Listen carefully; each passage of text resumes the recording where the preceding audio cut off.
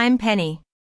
It's been a little over a year since the day my world turned upside down, and I've finally found the courage to share my story. Just 2 days ago, I received a letter from my brother, Lucas. It was an apology, admitting to all the lies and thefts. But I'm getting ahead of myself. Let me start from the most chaotic day of my life, my wedding day. It was supposed to be the happiest moment of my life. I had just married my husband, Ryan, and 10 minutes into our newfound marital bliss, Lucas decided to turn it into a nightmare. He threw a glass of red sangria across my wedding dress and raised his empty glass to the guests. "Here's to the family fraud in white," he announced. The room fell silent. My mother, Vera, rushed forward, not to comfort me, but to grab Lucas's arm. "He didn't mean it," she whispered. "Don't make this worse." I watched the stains spread across my dress as Lucas grinned, thinking he was the center of the show. He expected me to cry, argue, and forgive him by dessert, just like I always had. Instead, I handed my bouquet to Ryan and walked into the station manager's office. I opened my banking app to an account that had covered Lucas's tuition, rent, books, and emergencies for 3 long years. His final enrollment installment was due before midnight, but unauthorized withdrawals had nearly emptied it. Without hesitation, I froze the account, confirmed the fraud alert, and disabled overdraft protection. When Vera demanded that I return to the reception and apologize for embarrassing Lucas, I said nothing and left with Ryan.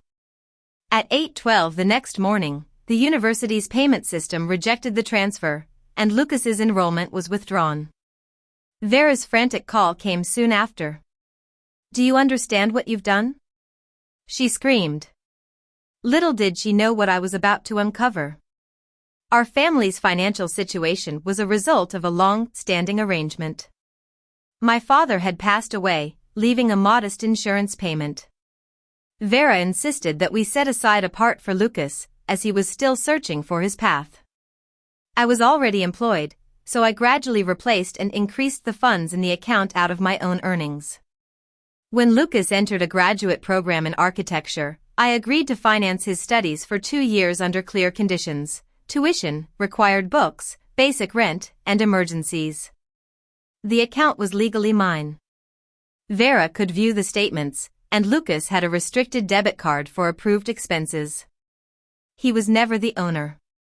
Back at our rented adobe house that night, still in our wedding clothes, I changed and sat down to review the account history. The first unauthorized charge was $1,860 at an electronics store. Then came a $940 hotel bill, concert tickets, restaurant charges, cash withdrawals, and a $4,200 transfer labeled studio deposit. Nearly $14,000 had disappeared in just 6 weeks. Ryan asked if the card might have been stolen, and I wanted to believe it.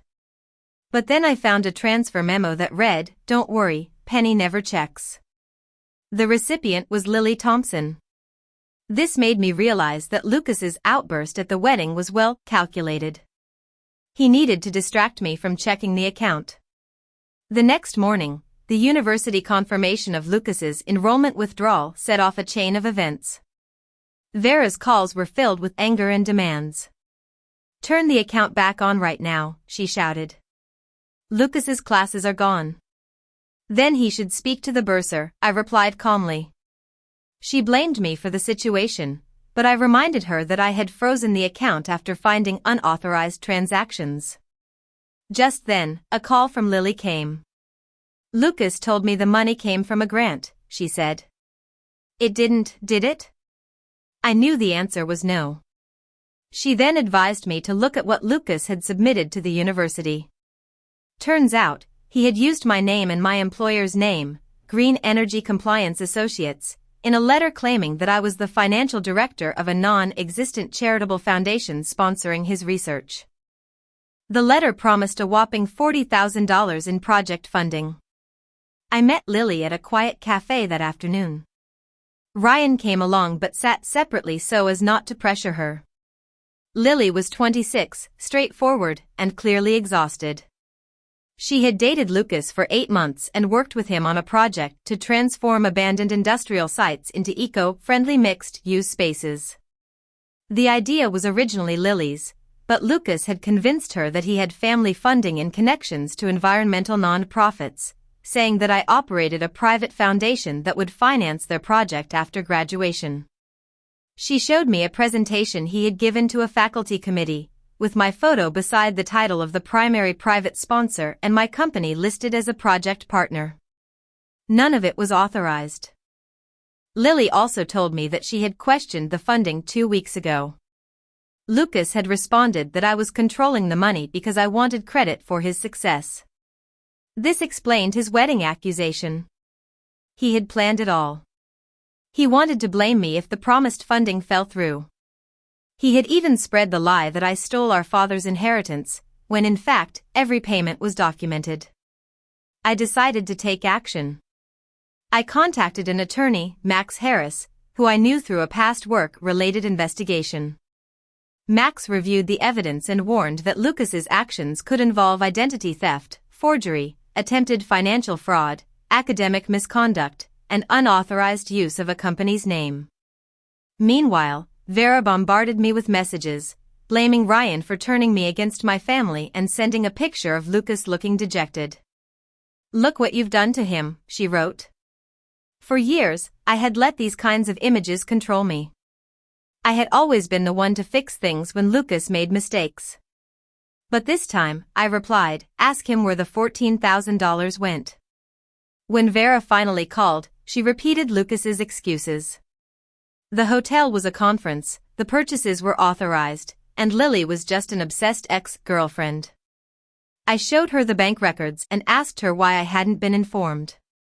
After a long pause, she admitted that she knew Lucas had borrowed some money and promised to replace it once the project got funding. I told her there was no funding and that Lucas had forged my signature. She pleaded with me to solve it privately, suggesting creating the promised foundation, issuing a temporary loan, or claiming the forged letter was an early draft. But every option would have put my career at risk. "No," I said firmly. That evening, Max notified my employer and the university about the unauthorized use of my identity. I also filed a bank fraud report. At 9:30 p.m. Lucas left a voicemail threatening to expose me if I didn't fix the situation in 24 hours. 2 days after the wedding, Vera summoned us to her house for what she called a private family resolution. Max advised me not to go alone, so Ryan accompanied me. Lucas was waiting in the living room, wearing his university sweatshirt as if it could bring back his enrollment. On the coffee table were a reinstatement form, a tuition invoice, and a pen in front of the chair meant for me. Lucas pointed at the papers. "Transfer the money today. Sign a letter confirming the sponsorship, and tell the university the bank freeze was a misunderstanding," he demanded. There was no apology for the incident at the wedding, the theft, or the forgery. I stood my ground. "Did you write the sponsorship letter?" "It was a draft," he replied. "Did you copy my signature?" "You sign things for me all the time," he retorted. I reminded him that I had never signed a funding guarantee. Vera interrupted, saying we should stop using legal language as it was a family matter. Ryan reminded her that it stopped being just a family matter when Lucas used my employer's name.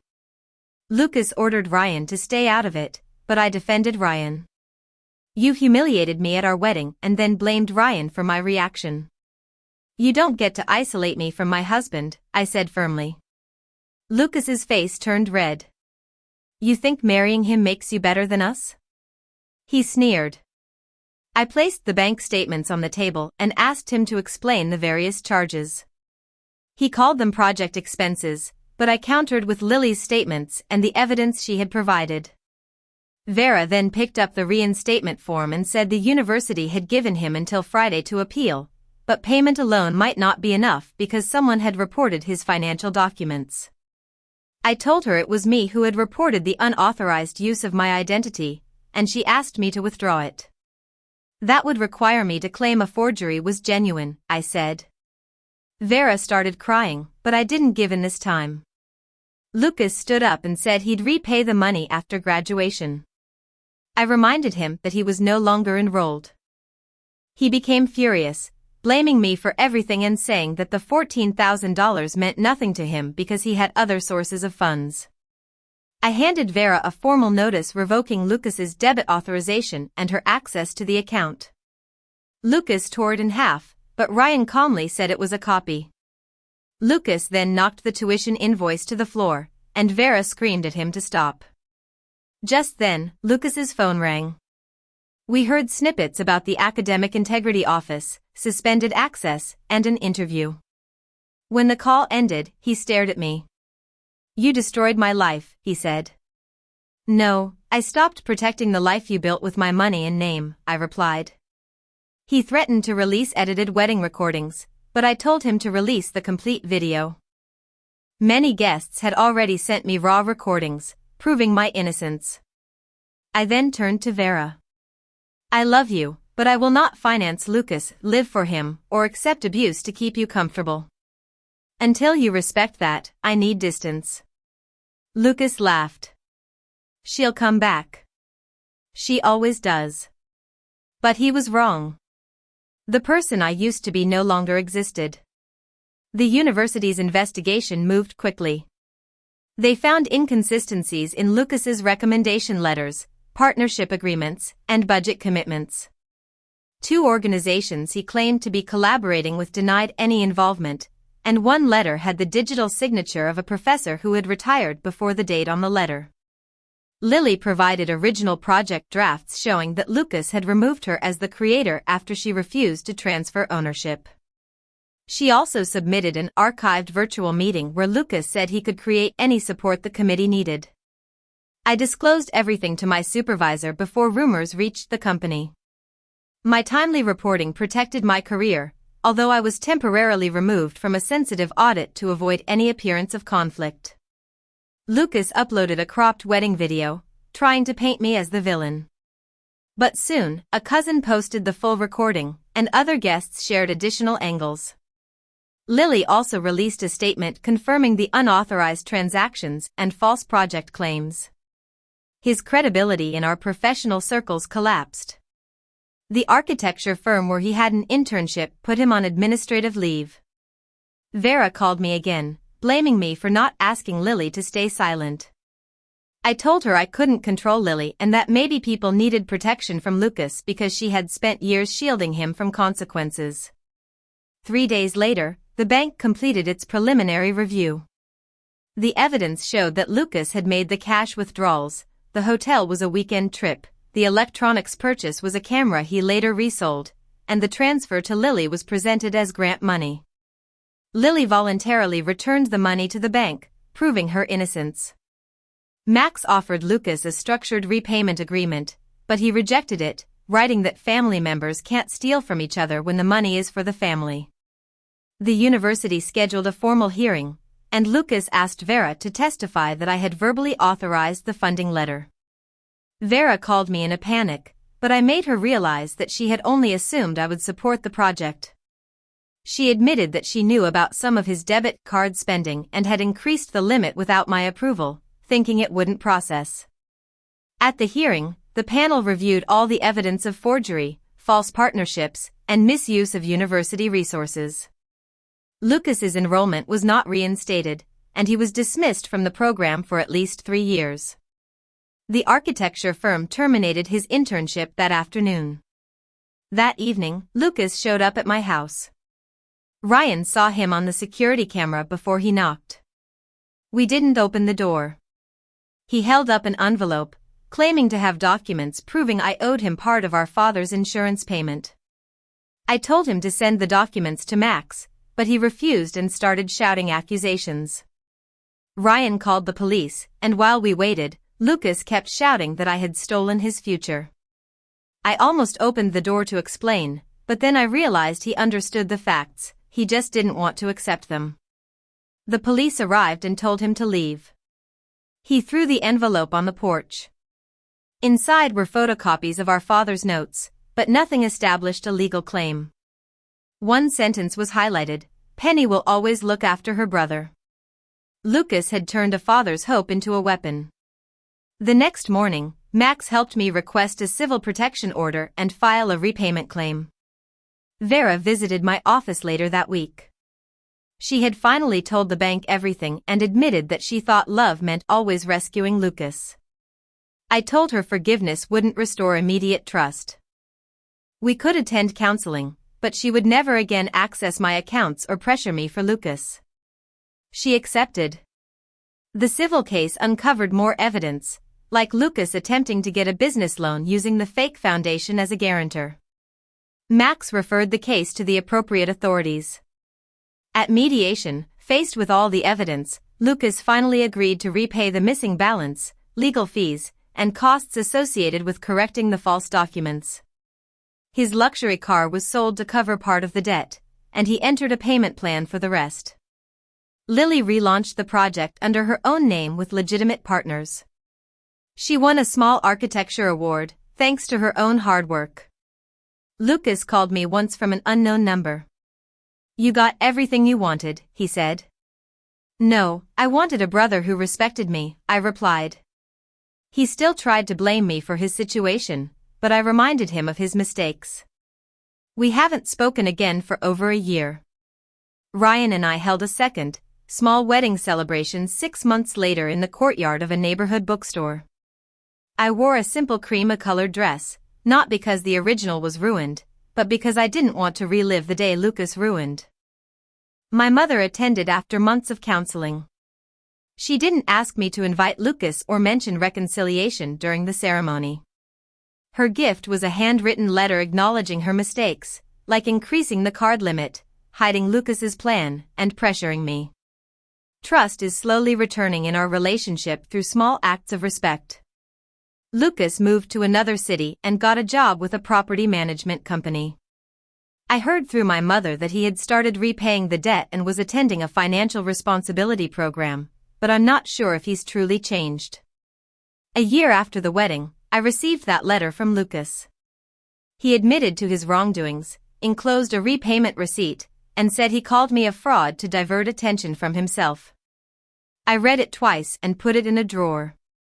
I sent a brief response through Max, saying consistent repayment and respectful distance were the next steps. I've learned that setting boundaries with family isn't betrayal. It shows whether the family can respect you. Helping someone avoid consequences can be a form of permission. Real support is about honesty, responsibility, and personal growth. And sometimes, the most powerful thing you can do is to withdraw the resources that are being used against you and let the truth come out.